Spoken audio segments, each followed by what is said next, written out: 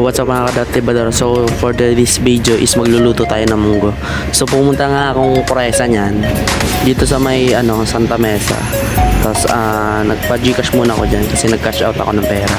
So dyan lang naman yan sa tabi. Pero meron dyan nire-renovate na daanan kaya medyo traffic. So pinuntahan ko muna si kuya para kasi busy siya. So ayun, nakapag-Gcash na nga tayo. Tapos pumunta tayong para bumili ng karne, kaso nga lang wala kaya bumalik ako. Kaya bumili na lang ako ng gulay. So what's up mga kadatibador. So bibili tayo ng munggo. Tapos bibili muna tayo ng karne para sa ating lulutuin. Ayan. Kaya na guys, nakabili tayo ng malunggay tsaka yung dahon ng ampalaya, kaso nga lang ang mahal. Tibador. So ayun, mamahal ng bilihin niya yan. Kaya ko na mamili. Diyos ko Lord. 20 pesos na po yung tangkay ng malunggay tsaka yung dahon ng ampalaya. So napakamahal na ng bilihin ngayon. So ayan, nag-isa na nga ako ng sibuyas, bawang tsaka luya. So kailangan natin yan para sa lulutuin natin for today's video. So ayun, nag-isa na nga ako.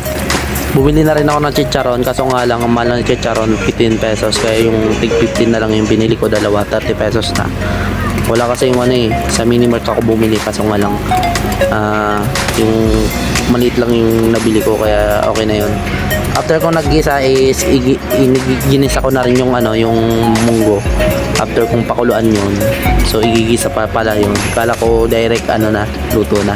Yung pala igigisa para masarap daw, para malasa ang ating niluluto.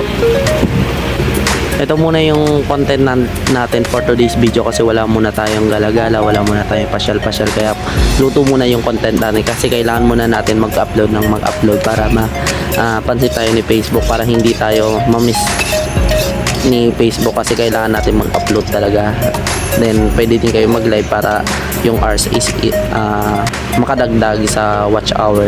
Then naglagay na nga ako ng yan guys, ng nor cubes para malasang ating niluluto and patis.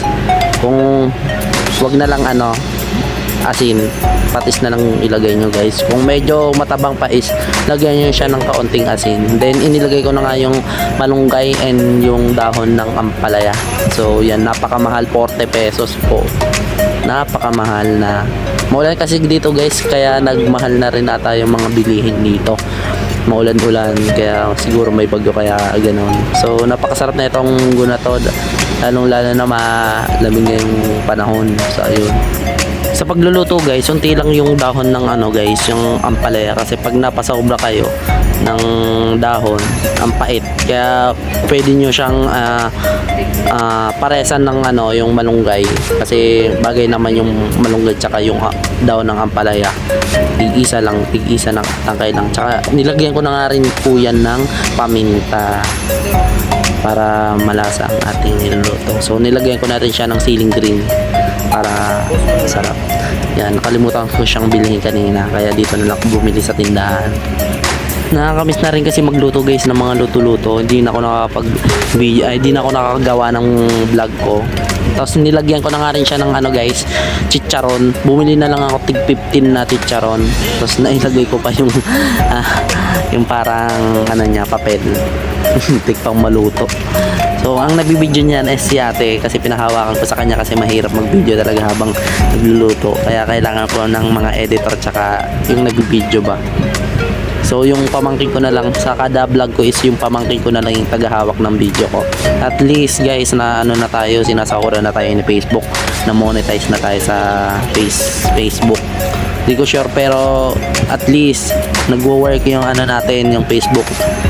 Hindi tayo parang napapansin tayo ni Facebook na lagi tayong nagpo-post, kaya deserve nating magkaroon ng sahod. Sana kayo din guys, mag-post lang kayo ng mag-post ng video, live, yung sarili nyong content. Kasi kung hindi nyo sariling content, yung kilala kong si Kevin, kaibigan ng ka-work ko, nagba-vlog din siya, nagpapaturo siya sa akin kasi sabi niya kasi na-violate daw yung video niya kasi mga NBA kasi yung pinapost niya. So bawal po kasi talaga yun. So luto na nga ang ating niluto guys na munggo. So pwede na kumain. So doon na matatapos yung vlog ko kasi tinabad na ako mag-video. Hindi ko na may napakita kung paano ko kumain. So susunod naman, so pa-subscribe na lang po sa aking YouTube channel na Datibador Vlog, and sa aking FB account na RJ Polvorisa Sumido. So ayun, maraming salamat.